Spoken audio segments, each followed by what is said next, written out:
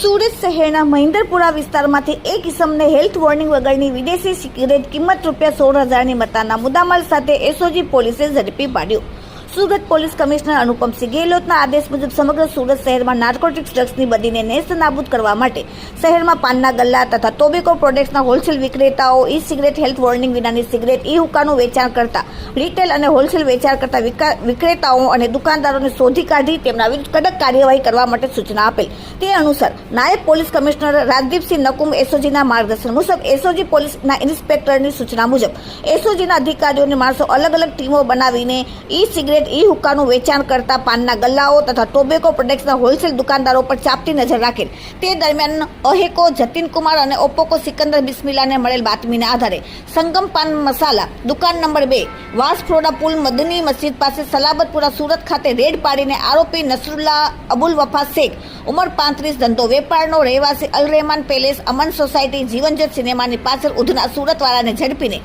તેમની દુકાનમાંથી ગેરકાયદેસર રીતે વેચાણ કરવા રાખેલ